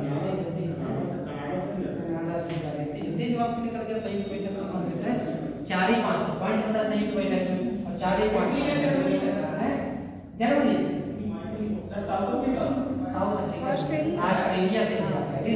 कहां से लिया गया है, ऑस्ट्रेलिया से। बुलाता कौन है, राष्ट्रपति, अध्यक्षता कौन करता है, लोकसभा अध्यक्ष करता है, लोकसभा अध्यक्ष करता है। भूलो ना, ना भूलो कि आगे आगे हम तो पन्ना पलट के नहीं देखेंगे हैं कि पन्ना पलट के देखते तो बहुत तकलीफ होती है, कहते हैं कि जिंदगी के पन्ने पलट के नहीं देखेंगे, जिनमें देख देख के डर लग जाता है, पन्ने पलट के जरूर देखोगे। तो संयुक्त बैठक का प्रावधान कहां से लिया गया है, ऑस्ट्रेलिया से लिया गया है। राष्ट्रपति बुलाता है, लोकसभा अध्यक्ष अध्यक्षता करता है, 108 में इसका कॉन्सेप्ट लिया गया। कब बुलाएगा, जब भी किसी साधारण विधेयक को लोकसभा ने पारित कर दिया लेकिन राज्यसभा ने उसको खारिज कर दिया, लड़ाई हो जाएगी, ठीक। लोकसभा ने पारित कर दिया, राज्यसभा ने संशोधित कर दिया, देखो लड़ाई तब नहीं होगी जब मैंने संशोधित किया।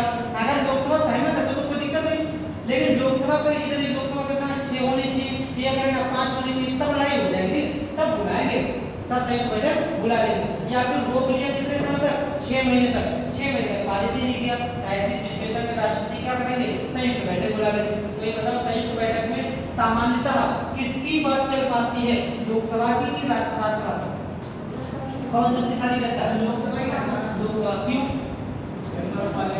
मेंबर्स ज्यादा है, ठीक है, लोकसभा में क्या हो जाते हैं, मेंबर्स ज्यादा हो जाते हैं, और दूसरा अध्यक्ष भी नहीं का है, अध्यक्ष भी नहीं का है, तो अध्यक्ष का खैर थोड़ा प्रभाव रहता है, लेकिन मेंबर्स का है, मेंबर्स का ज्यादा प्रभाव है, मेंबर ज्यादा हो जाएंगे। जैसे लोकसभा में कितने सदस्य हैं, राज्यसभा में 245 और लोकसभा में कितने हैं, 540, इनको सबको इकट्ठा बुला रहे 7 8 788, अब मान लिया ये राज्यसभा के सबके समय एक तरफ हो जाए, तब भी पारित नहीं करा पाएंगे, ठीक है। तो ये चीज आपको संयुक्त बैठक में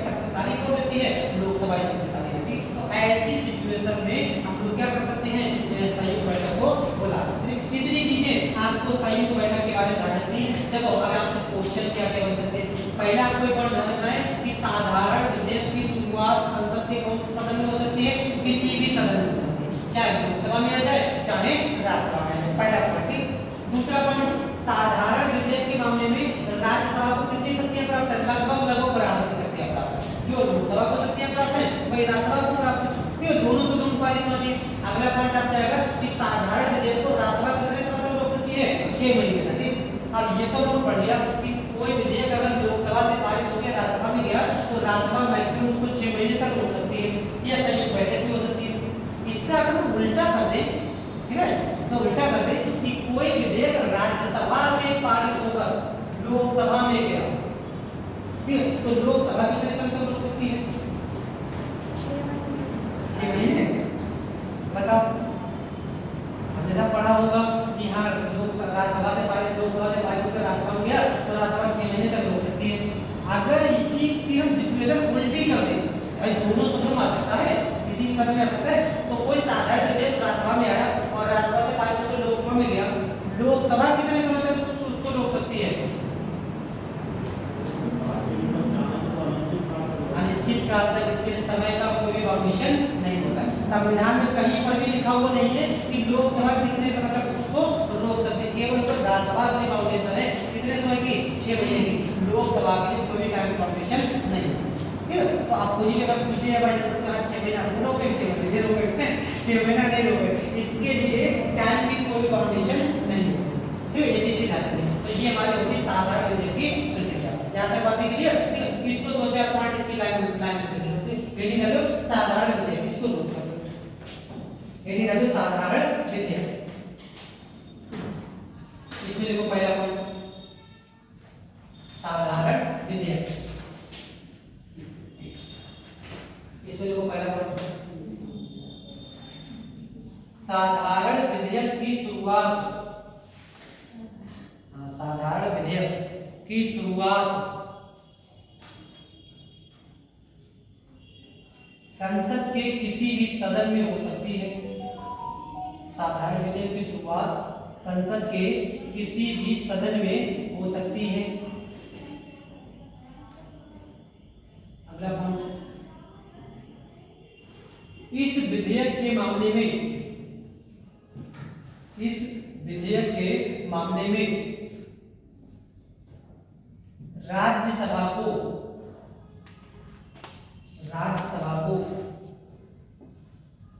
पर्याप्त अधिकार प्राप्त है। अगला पॉइंट, राज्यसभा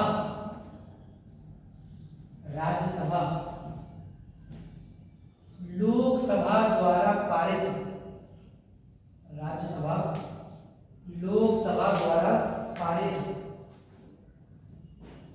किसी विधेयक को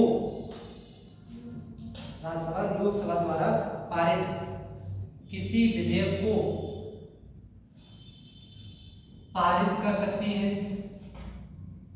किसी विधेयक को, अभी साधारण विधेयक की बात कर रहे थे, ठीक है, किसी विधेयक को पारित कर सकती है, खारिज कर सकती है, संशोधित कर सकती है,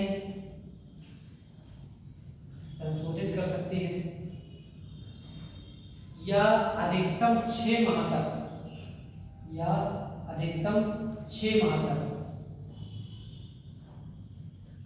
रोक सकती है, या अधिकतम 6 माह तक रोक सकती है।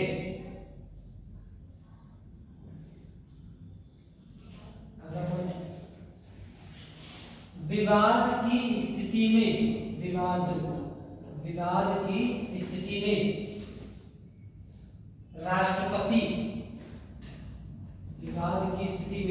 राष्ट्रपति दोनों सदनों की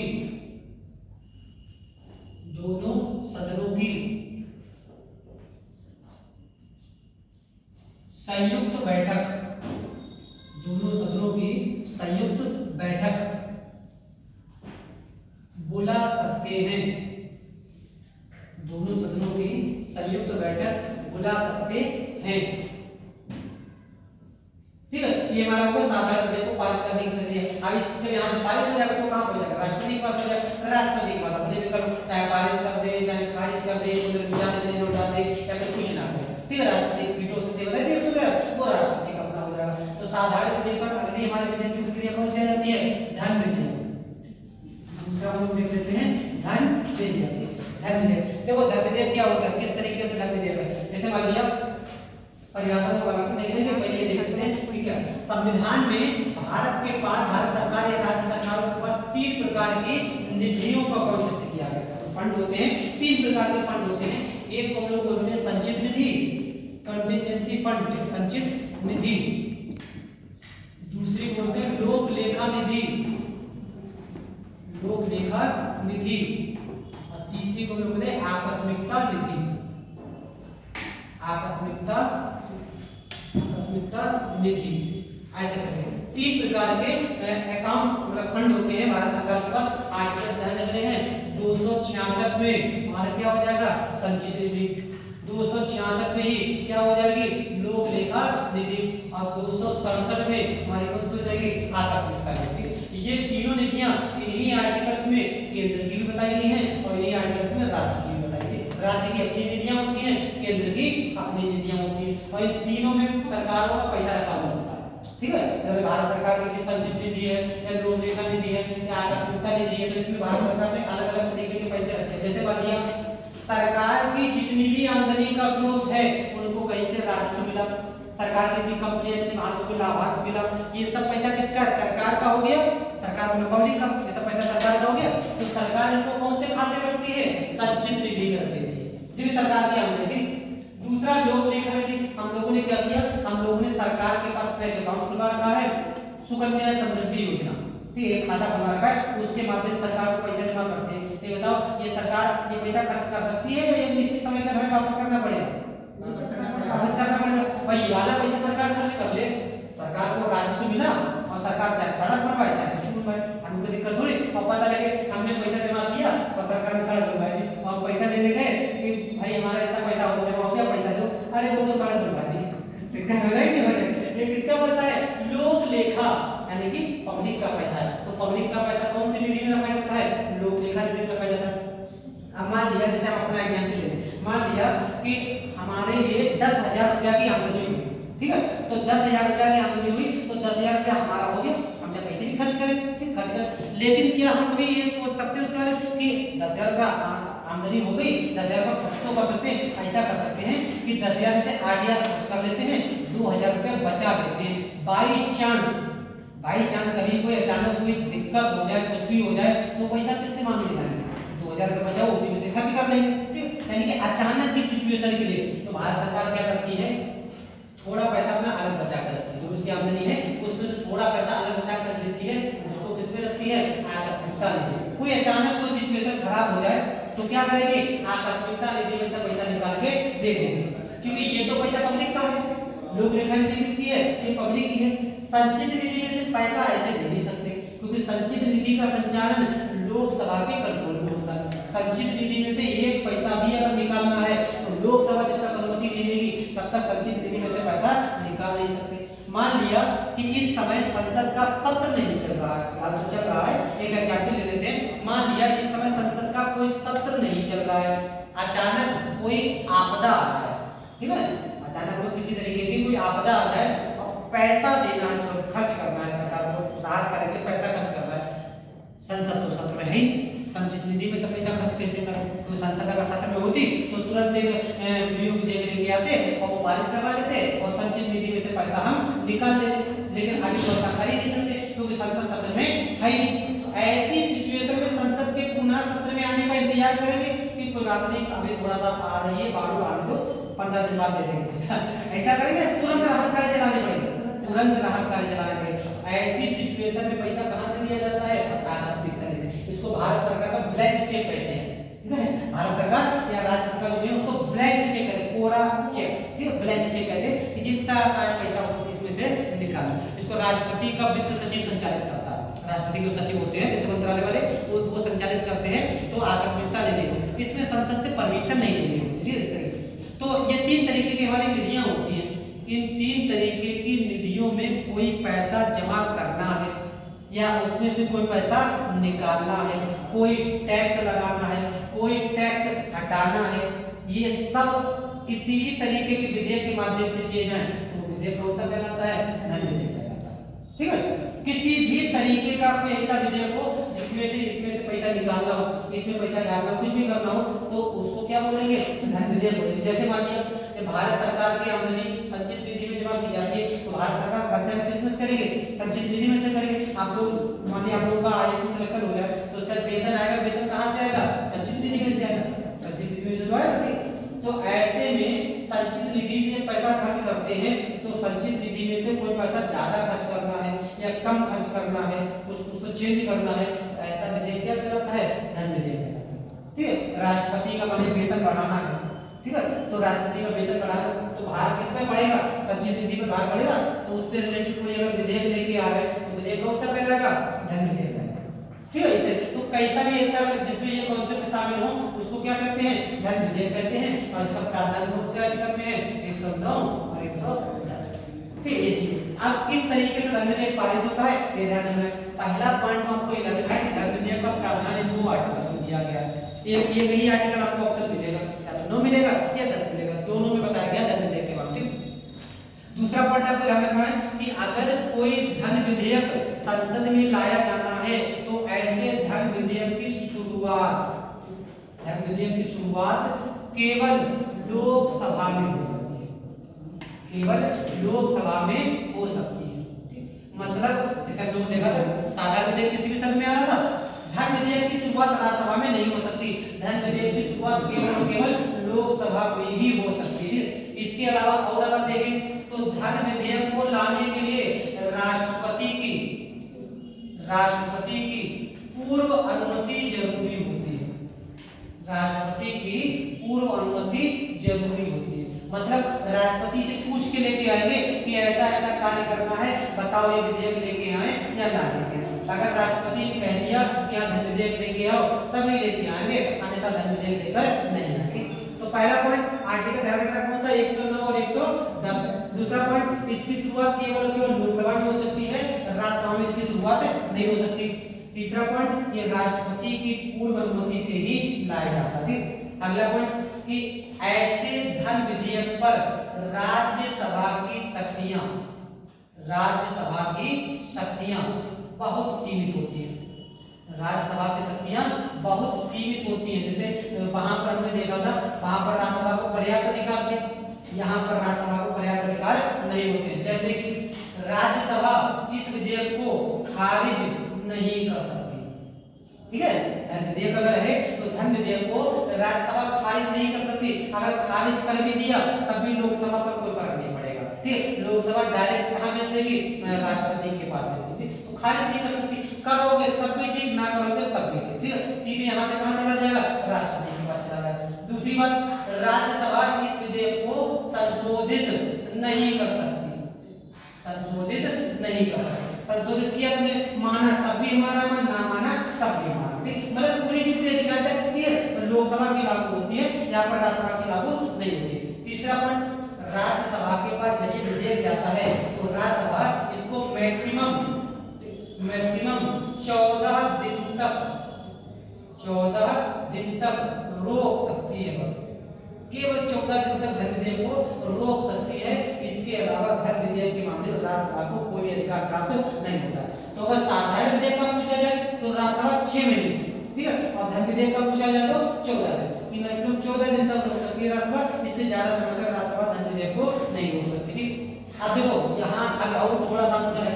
जब यहाँ से पारित होकर और राज्यसभा को खाली फॉर्मेलिटीज शो करने के बाद जब ये विधेयक राष्ट्रपति के पास जाता है, जब ये विधेयक राष्ट्रपति के पास जाता है तो ध्यान रखना है, जैसे हम लोगों ने पढ़ा था आर्टिकल 111 के तहत राष्ट्रपति को वीटो शक्तियां दी गई हैं। यहाँ पे ध्यान रखना है, धन विधेयक के मामले में राष्ट्रपति सस्पेंसिव वीटो यूज नहीं कर सकते। क्या मतलब हुआ इसका? अगर हम कह रहे हैं कि राष्ट्रपति धन विधेयक के मामले में सस्पेंसिव वीटो यूज नहीं कर सकते, इसका क्या मतलब हुआ? सस्पेंसिव वीटो किसको कहते हैं? पॉकेट वीटो नहीं, पॉकेट अलग होता है। सस्पेंसिव, पॉकेट और ये कौन सा एब्सोल्यूट, तीन तरीके के वीटो होते हैं। तीनों वीटो में होता क्या, सस्पेंसिव में क्या होता है, एब्सोल्यूट में क्या होता है, पॉकेट में क्या होता है? एब्सोल्यूट में तो नहीं कर देते हैं, एब्सोल्यूट में यस तो या नो का, हाँ यस या नो, खारिज। ठीक है, खारिज करने क्या हो जाएगा? सर दोबारा भेजते हैं। हाँ, पुनर्विचार के लिए भेजना। अगर पुनर्विचार के लिए संसद को फिर से भेज दिया तो कौन सा वीटो कहलाया, सस्पेंसिव कहलाया। कुछ नहीं किया तो पॉकेट कहलाया। ठीक है, अगर वापस भेज दिया सस्पेंसिव कहलाया, और खत्म कर दिया तो कौन सा हो जाएगा, एब्सोल्यूट हो जाएगा। ठीक, तो यहाँ पर राष्ट्रपति धन विधेयक को पुनर्विचार के लिए वापस नहीं भेज सकते। ठीक, क्यों नहीं भेज सकते? अनुमति नहीं है, अनुमति नहीं दी। ठीक है, फिर देखो पहले पूछ ली भैया तुमसे, पहले पूछती कि बता वेतन बढ़ाना है, लेके आए ना लेके आए, अब पहले तुम लेके ले आओ। अब कह रहे लगता है जल्दबाजी में है, मैं पूछ के लेके आए। ठीक है, तो खाली टाइम वेस्ट कर रहे हैं। तो यहाँ पर सस्पेंसिव वीटो यूज नहीं कर सकते, बाकी करें, खारिज कर सकते हैं, पॉकेट कर सकते हैं, लेकिन सस्पेंसिव वीटो यूज नहीं कर सकते। किसके मामले में, धन विधेयक के मामले में। क्लियर थी बातें? तो ये बात ध्यान रखना, धन विधेयक पहला पॉइंट आर्टिकल 109 और 110। दूसरा पॉइंट शुरुआत केवल लोकसभा में हो सकती है। तीसरी बात राष्ट्रपति की पूर्व अनुमति जरूरी होती है। राज्यसभा की शक्ति बहुत सीमित होती है, केवल इतनी शक्ति है कि वह 14 अधिसूचन धन विधेयक को अपने पास रोक सकती है, बाकी कोई शक्ति प्राप्त नहीं होती है। और राष्ट्रपति इस मामले में सस्पेंसिव वीटो यूज नहीं करता। ठीक है, इतनी चीजें आपको ध्यान रखनी है। ये हमारे किसके मामले में, धन विधेयक। नोट कर लो इसको। तो राज्यसभा में वोटिंग तो होगी ना इस पे, कौन सी? हाँ, वोटिंग हो सकती है, वोटिंग होगी। अगर राष्ट्रसभा खारिज भी कर सकती है, लेकिन उसका भी मतलब नहीं है। ठीक है, खारिज कर दिया तब भी लोकसभा पाई कर सकती है, कहां मिल जाएगी, राष्ट्रपति का संशोधित कर दिया।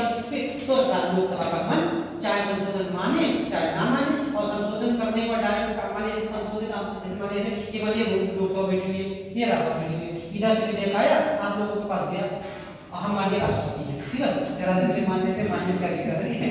यहाँ से लोकसभा पारित हुई, राज्यसभा के पास धन विधेयक है। ठीक, धन विधेयक आपके पास गया, आपने क्या किया, आपने कहा ना विधेयक बढ़िया खारिज कर दिया।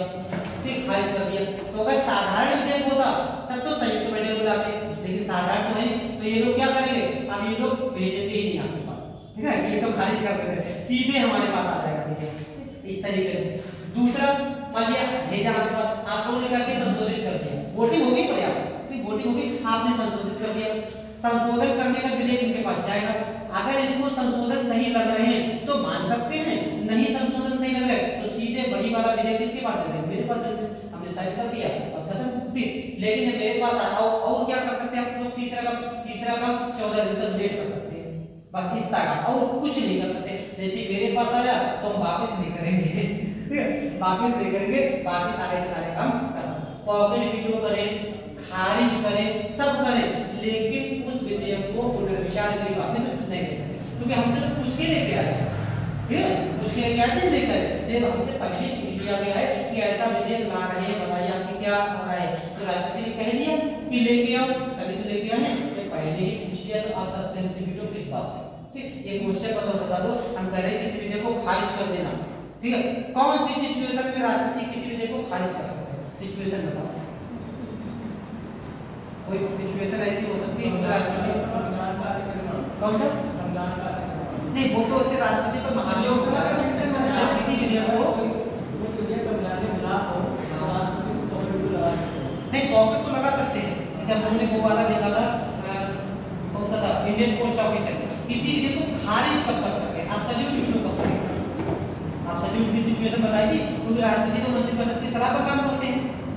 कौन सी सिचुएशन ऐसी हो सकती है कि मंत्रिपरिषद की सलाह पर विधेयक को खारिज कर दें,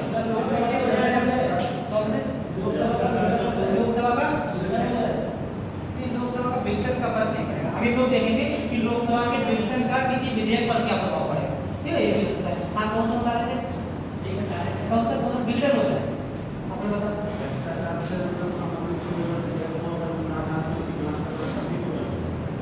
तो मंत्रिपरिषद की सलाह कर रहे हैं सर, अपने बुद्धि विवेक से, कौन से, अपने बुद्धि विवेक से खारिज कर देते हैं। अपने विवेक से नहीं करेगा यहाँ, ये अपने विवेक से नहीं है।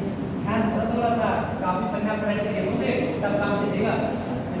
देखो दो सिचुएशन हो सकती है जब किसी विधेयक को राष्ट्रपति, हाँ एक तो निजी विधेयक प्राइवेट मेंबर में हो, सरकार उससे सहमत ना हो, और दूसरा एक और एक ध्यान आ गया, एक सिचुएशन हो, थोड़ा सा दिमाग पर जोर डालो, सरकार बदल जाए। ठीक है, सरकार बदल जाए और नई सरकार पुराने विधेयक से सहमत ना हो तो ऐसी सिचुएशन में क्या कर दिया जाएगा, विधेयक खारिज कर दिया जाएगा। बताइए जैसे मान लिया नरेंद्र मोदी जी की सरकार है, सरकार चलाकर बदल जाए, राहुल गांधी की सरकार आ जाए और किसी विधेयक को कहे ना ये वाला विधेयक अच्छा नहीं है, राष्ट्रपति जी क्या कहेंगे, विधेयक खारिज करो, राष्ट्रपति क्या करेंगे, खारिज कर देंगे। कोई विधेयक प्राइवेट मेंबर बिल के रूप में आ गया और पारित भी हो गया, सरकार को लगता है विधेयक थोड़ा सा सही नहीं है तो ऐसे क्या कर देंगे, उस विधेयक को खारिज करवा देंगे। ध्यान रखना है, इसमें कौन कौन सी क्या क्या हो सकती है। हम क्वेश्चन में भी इतने करा देते हैं तब भी भूल जाते हो, फिर जो चीजें यहाँ पे बाई से छूट भी जाए तभी क्वेश्चन में करा देते नहीं करा देते तब भी भूल जाते हो। ध्यान रखना, अपन दोबारा बार-बार पढ़ोगे तब जाके ध्यान रखना। तो देखो ये हमारा किसके बारे में है, ध्यान देखो, नोट कर लो, इसके बाद ये नोट कर लिया, इसको हटा दें, ये विधियां नोट कर ली, तीनों फटाफट कर लिए। इसके बाद देखो आगे अगला हमारा कौन सा जाता है, वित्त विधेयक। वित्त विधेयक को बाद में करेंगे, वित्त विधेयक से पहले हम लोग एक आध दूसरा करते हैं, संविधान संशोधन विधेयक देख लेते हैं। वित्त विधेयक को हम लोग बाद में कर लेंगे, छोटा सा है उसको कोई दिक्कत नहीं है। संविधान संशोधन विधेयक देख लेते हैं, संविधान संशोधन विधेयक किस तरीके से पारित होगा। वित्त विधेयक दो प्रकार के होते हैं, दोनों अलग अलग होते हैं, अलग अलग देखेंगे। तो अगला हमारे कौन सा जाता है, संविधान संशोधन विधेयक। संविधान संशोधन विधेयक ये कैसे करके पारित होता है, तो संविधान संशोधन विधेयक के बारे में बात करें, इसका आपको आर्टिकल ध्यान रखना है, कौन सा है, आर्टिकल 368। अच्छा भाग बता दो कौन से भाग में संविधान संशोधन की प्रक्रिया, भाग 20 में संविधान संशोधन प्रक्रिया बताएंगे, भाग 20 में ये संविधान संशोधन प्रक्रिया। देखो संविधान संशोधन हमारे 3 प्रकार से किए जा सकते हैं। संविधान का संशोधन 3 प्रकार से होता है। एक प्रकार बताया गया है संसद में विशेष बहुमत के द्वारा, संसद में विशेष बहुमत के द्वारा। दूसरा हमारा हो सकता है संसद में विशेष बहुमत प्लस कम से कम आगे राज्यों के विधान मंडलों की सहमति। मतलब संसद में भी पारित हो और उसका कम से कम आधे राज्यों से उसको सहमति भी मिले, ठीक है, एक ये। और तीसरा हो जाता है संसद में साधारण बहुमत के द्वारा, संसद में साधारण बहुमत के द्वारा। अब एक क्वेश्चन छोटा सा होगा, तो ये जो 3 प्रक्रिया हमें यहाँ पे देखी तो बहुत सारी है, लेकिन बस ये वाला बता दो, ऐसा हमें कोई एग्जाम्पल मिल जाएगा। 4 बताएंगे, आर्टिकल 2 और 3 के तहत जो भी परिवर्तन होंगे उसके लिए संविधान संशोधन के लिए विशेष प्रक्रिया फॉलो करने की जरूरत नहीं है। तो 2 और 3 की बातें जो चेंज होंगे वो साधारण बहुमत से हो जाएगी। बात कहाँ लिखी है, आर्टिकल 4 में लिखी है, तो ये ध्यान रखना है। अब देखो क्या होता है, कुछ विधेयक हमारे ऐसे होते हैं जो संसद में विशेष बहुमत के द्वारा पारित होते हैं। विशेष बहुमत आपको बताया था कितना होता है, कुल सदस्य संख्या का, कुल सदस्य संख्या का बहुमत एवं प्रेजेंट एंड वोटिंग के 2/3। ये दोनों हमको मिलना चाहिए। जब भी किसी संविधान संशोधन विधेयक को पारित करेंगे ये दोनों शर्तें पूरी होनी चाहिए। इसको एग्जाम्पल के तौर पर देख लेंगे, एक बार आपको समझाया था, वो बहुत टफ लग रहा है, ठीक है, कोई बात नहीं। इसको फिर से देख लेंगे किस तरीके से ये विधेयक हमको बहुमत मिलता है। तो विशेष बहुमत से अगर संसद में अलग अलग दोनों सदनों में अगर कोई एक प्रक्रिया फॉलो हो जाती है तो उसके माध्यम से संसद में संविधान संशोधन हो जाएगा। पहला पॉइंट आपको ध्यान रखना है, ऐसा विधेयक संसद के किसी भी सदन में आ सकता है, किसी भी सदन में शुरू हो सकता है। मतलब चाहे लोकसभा हो चाहे राज्यसभा हो, किसी भी सदन में ऐसा संविधान संशोधन विधेयक आ सकता है। दूसरा पॉइंट आपको ध्यान रखना है कि ऐसे संविधान संशोधन विधेयक के मामले को दोनों सदनों द्वारा अलग अलग पारित होना चाहिए, अलग अलग पारित होना चाहिए। मतलब ये हुआ कि यहाँ पर संयुक्त बैठक नहीं होगी, संयुक्त बैठक नहीं होती। मतलब एकदम बराबर की शक्तियां प्राप्त हैं लोकसभा और राज्यसभा। अगर ऐसे ये नहीं है कि जो लोकसभा को थोड़े से विशेष अधिकार मिल जाएंगे, राज्यसभा मिल जाएगी, कमजोर पड़ जाएंगे, ऐसा कुछ नहीं है। ठीक है, दोनों को बराबर बराबर अधिकार प्राप्त होते हैं। संसद के किसी भी सदन में ऐसा रूल दिया जा सकता है और दोनों सदनों द्वारा अलग अलग विशेष बहुमत से ऐसा प्रस्ताव पारित होना चाहिए। दोनों सदनों की संयुक्त बैठक यहाँ पे नहीं होती। लोकसभा ने पारित कर दिया, राज्यसभा ने खारिज कर दिया, विधेयक खत्म। ओके, ऐसा नहीं कि बुला लेते घंटा प्रति बिठा लेते, या फिर लोकसभा ने पारित कर दिया, राज्यसभा ने संशोधित कर दिया, तो अगर दोनों की सहमति बन गई तब तो ठीक, संयुक्त बैठक नहीं होती। तो दोनों सदनों को यहाँ पर बराबर अधिकार दिए जाते हैं अगर संसद के विशेष बहुमत से ऐसा प्रस्ताव पारित किया जाए। कुछ विधेयक ऐसे होते हैं जहां से राज्य भी प्रभावित हो रहे हैं, जैसे कि आपका एक टैक्स आया था, कौन सा था, जीएसटी। ठीक है, टैक्स आया जीएसटी, तो 101 और विधान संशोधन था। ठीक, तो जीएसटी के माध्यम से राज्य प्रभावित हो रहे थे, नहीं होते, राज्य भी प्रभावित हो रहे थे। सभी के टैक्स समाप्त किए गए, तो राज्यों के भी टैक्स समाप्त किए गए, सिंगल डेस्टिनेशन गेस्ट टैक्स लगाया गया, कौन सा, जीएसटी। तो जब राज्य प्रभावित हो तो राज्य से पूछेंगे कि नहीं पूछेंगे, राज्यों से ही पूछेंगे। ऐसा विधेयक संसद में पारित किया जाएगा इतनी प्रक्रिया से। इसके बाद ही कम से कम आधे राज्यों की सहमति दी जाएगी। अगर आधे राज्यों ने सहमति दे दी तब तो ऐसा विधेयक पारित होगा, अगर आधे राज्यों ने सहमति दे दी तो ऐसा विधेयक पारित नहीं होगा। ठीक, दूसरी प्रक्रिया ये होती है। तीसरी प्रक्रिया वो साधारण बहुमत द्वारा, जैसे मान लिया आर्टिकल 2 और 3, ये हमारे साधारण बहुमत द्वारा हो जाएंगे। आर्टिकल 169 में क्या है, किसी राज्य में विधान परिषद का सृजन या उत्साधन, मतलब किसी राज्य में विधान परिषद बनानी है या उसको समाप्त करना है तो इसके लिए विशेष बहुमत की जरूरत नहीं होती, साधारण बहुमत से ऐसी प्रक्रिया हो जाती है। तो ये चीज आपको ध्यान रखनी है कि संविधान संशोधन की प्रक्रिया कौन से आर्टिकल में बताई गई है, 368 में बताई गई है। ऐसा विधेयक संसद के किसी भी सदन में शुरू किया जा सकता है, दोनों सदनों द्वारा इसको अलग अलग पारित किया जाना चाहिए, दोनों सदनों की संयुक्त बैठक नहीं होती है, और 3 प्रकार से होते हैं, या तो संसद के विशेष बहुमत द्वारा, या फिर संसद के विशेष बहुमत और आधे राज्य विधानमंडलों की सहमति के द्वारा, या फिर संसद में साधारण बहुमत के द्वारा। 3 प्रकार से हमारे संविधान संशोधन हो जाते हैं। और ध्यान रखना है, संविधान संशोधन केवल संसद के ही अधिकार क्षेत्र में, संविधान संशोधन विधेयक राज्यों के अधिकार क्षेत्र में नहीं होता। ठीक, तो ये हमारी यहाँ तक की हो गई। अभी हमारा वित्त विधेयक और बचा हुआ है। वित्त विधेयक वैसी पारित होगा जिसका साधारण दंड विधेयक पारित होते हैं, वैसी पारित होते हैं, उनको हम लोग चल सकते हैं। ठीक है, मेन अधिकार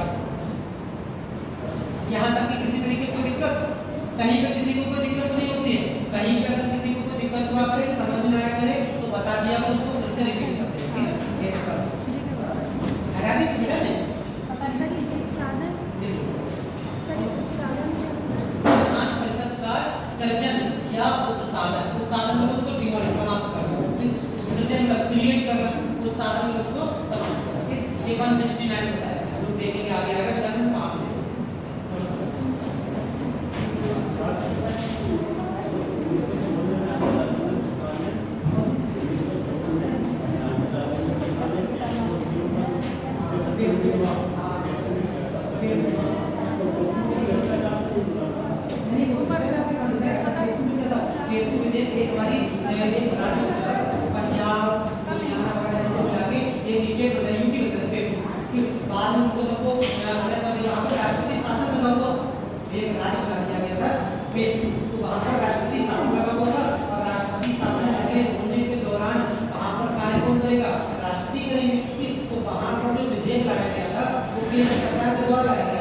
लेकिन उसी दौरान वहां पर